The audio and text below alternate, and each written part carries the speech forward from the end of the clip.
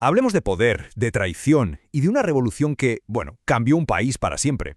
Ese es el legado de la dinastía Tudor. Hoy vamos a meternos de lleno en cómo una sola familia consiguió sacar a Inglaterra de una guerra civil sangrienta y la puso en el camino para convertirse en una potencia mundial. Pero, a ver, para entender cómo llegan los Tudor al poder, primero tenemos que irnos un poco para atrás, a un auténtico caos. Hay que imaginarse una Inglaterra totalmente rota, partida en dos.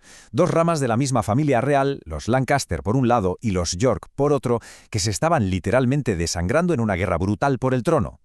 Este conflicto es la famosa Guerra de las Dos Rosas. Una guerra que no solo debilitó a la monarquía hasta dejarla temblando, sino que dejó al país entero sumido en el desorden. La gente estaba ya desesperada por un poco de paz. Y es justo de esas cenizas de donde van a surgir los Tudor para forjar una nación nueva. Vamos con la fundación, o sea, cómo una nueva dinastía consigue poner fin a una guerra. Porque todo empezó con un hombre y una batalla que lo cambió absolutamente todo.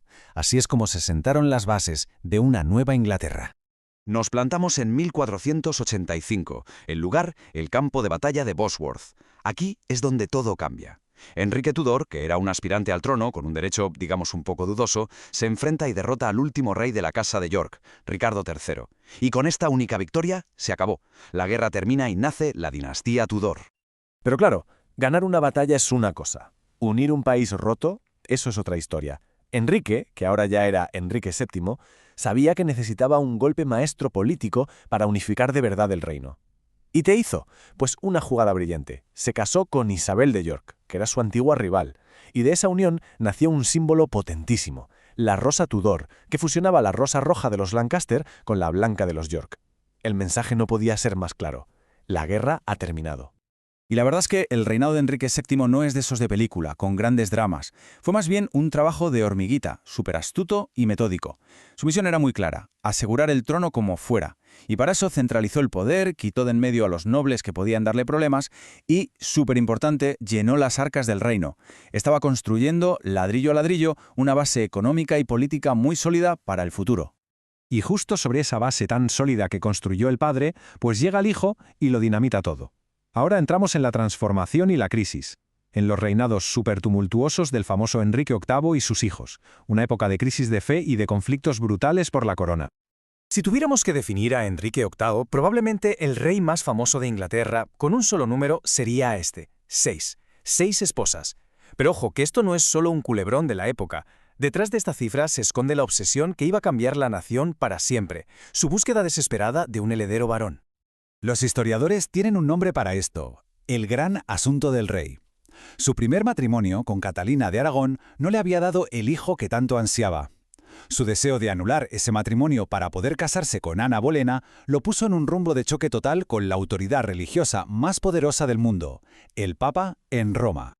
Y claro, el Papa dijo que ni hablar. La respuesta de Enrique, pues lo que haría alguien como él: si no me das lo que quiero, cambio las reglas del juego. En un acto que no tenía precedentes, rompió con Roma y se declaró a sí mismo jefe supremo de la Iglesia de Inglaterra. Y ya que estaba, para afianzar su poder y de paso llenarse los bolsillos, empezó a disolver los monasterios, quedándose con todas sus riquezas. Tras la muerte de Enrique, el país sufrió lo que podríamos llamar un latigazo religioso, una locura. Su único hijo varón, Eduardo VI, impulsó un protestantismo mucho más radical, pero al morir él, su hermanastra María I, que era una católica devota, intentó darle la vuelta a todo con una restauración católica a las bravas. Este vaivén religioso tuvo un coste humano terrible. Casi 300, es que la cifra es brutal, son casi 300 mártires protestantes que María mandó a la hoguera. Su intento de restaurar el catolicismo por la fuerza le valió un apodo que ha pasado a la historia: María la Sanguinaria, y dejó unas cicatrices en la nación que tardarían generaciones en curar. Y entonces, cuando parecía que todo se iba al traste en medio de todo ese caos, aparece ella, la última monarca Tudor, Isabel I. Heredó un reino al borde del abismo, divididísimo por la religión y lleno de enemigos, y contra todo pronóstico su reinado se convirtió en la Edad de Oro de Inglaterra. Su larguísimo reinado fue de verdad una clase magistral de política. Llevaba apenas un año en el trono y ya estaba estableciendo un acuerdo religioso para calmar las cosas. 30 años después, en 1588, su pequeña armada se enfrentó al mayor poder naval del mundo, la Armada Invencible Española, y venció. Su muerte en 1603 no fue solo el fin de su vida, fue el fin de toda una era. El legado que deja Isabel, la llamada Reina Virgen, Es que es inmenso. Pensemos. Logró lo que parecía imposible, que era crear una iglesia protestante moderada que calmó los ánimos. Fomentó una estabilidad que permitió que la cultura floreciera como nunca. Es la época de Shakespeare, nada menos. Y, por si fuera poco, consolidó el poder de Inglaterra en los mares, preparándola para su futuro como imperio. Pero fíjate qué ironía, ¿no? Después de la que lió su padre por tener un heredero varón, va ella, la que trae la edad de oro, y nunca se casa ni tiene hijos. Con su muerte en 1603, la línea directa de los Tudor se extinguió para siempre. La corona pasó a su pariente más cercano, Jacobo de Escocia, uniendo los dos reinos bajo una nueva dinastía, los Estuardo. Entonces, ¿por qué seguimos hablando de los Tudor hoy en día?